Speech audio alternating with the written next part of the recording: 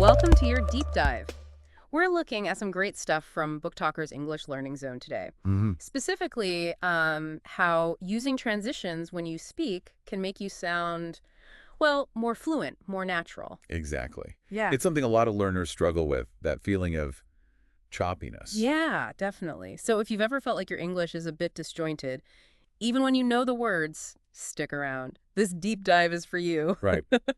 And hey, while you're here, if you like what we're doing, maybe take a second to subscribe to Book Talker's English Learning Zone. Yeah. Helps us know you're finding it useful. Good point.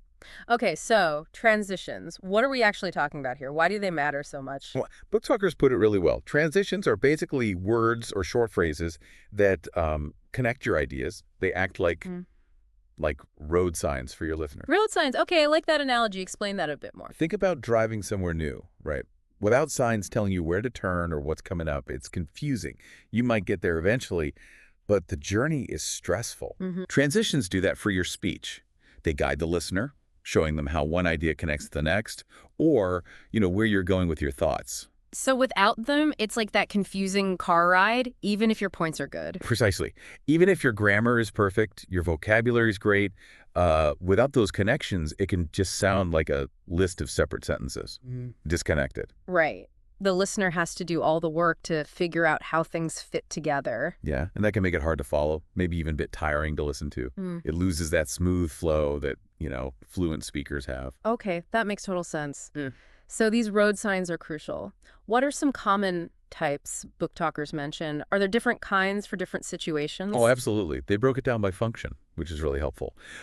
First up, you've got transitions for adding information. Adding information, like when you want to tack on another point. Exactly. Yeah. So you've made a statement and you want to add something else that supports it or expands on it.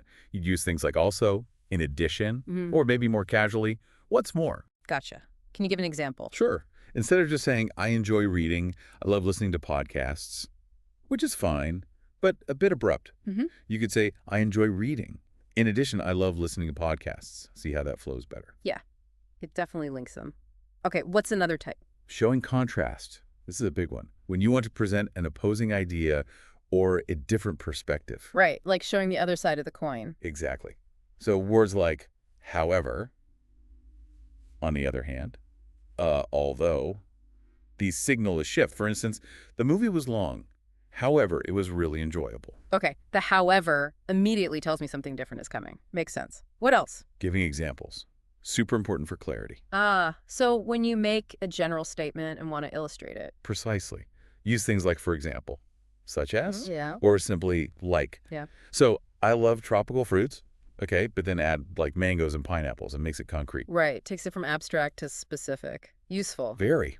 Then there's cause and effect, showing why something happened or what the result was. Okay, the logical connection. Yeah.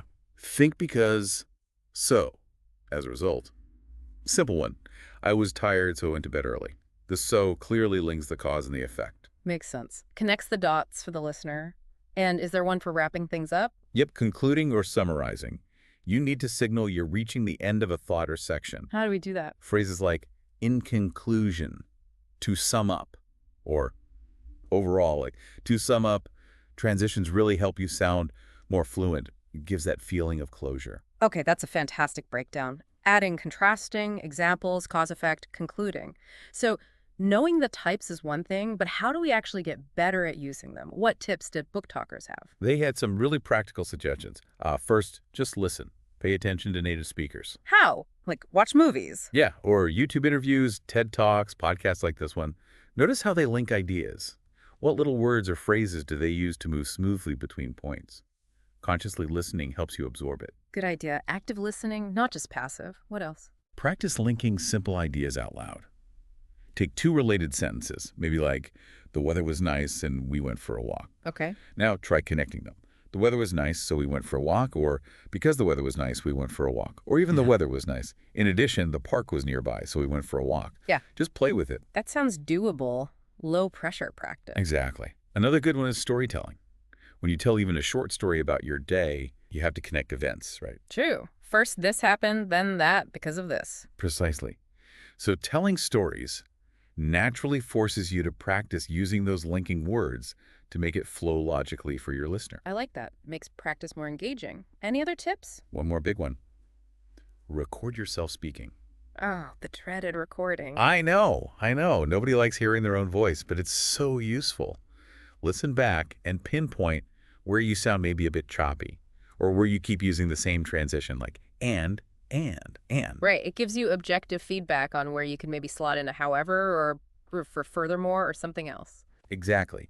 It helps you identify your own patterns and areas for improvement. These are all great, actionable tips, things you, listening right now, can actually try today. Remember, using these well makes a difference in, both formal presentations and just casual chats. Absolutely. It's about clarity and making it easy for your listener no matter the setting. So the big takeaway here is transitions aren't just fancy extras, they're tools. Tools for making your English clearer, more organized, and frankly, more engaging to listen to. Definitely. So maybe your next conversation, try to consciously use one or two different types we talked about. See how it feels. Yeah, give it a shot. And speaking of helpful things, we really want these deep dives to hit the mark for you. What are you struggling with? What aspects of English learning would you like us to tackle next time? Please let us know. Your feedback is gold. It helps us figure out what topics to explore. Drop us a comment or message. And one last reminder before we wrap up, if you're finding value here and want to keep improving, seriously, go subscribe to Book Talker's English Learning Zone. Loads more great stuff over there. Couldn't agree more. It's a fantastic resource. Right, so keep practicing those transitions. It's all about continuous improvement. Little by little, you'll notice a big difference. Thanks for tuning into this deep dive. We hope it was helpful. Catch you on the next one. And don't forget, Book Talker's English Learning Zone. Subscribe. Like and subscribe.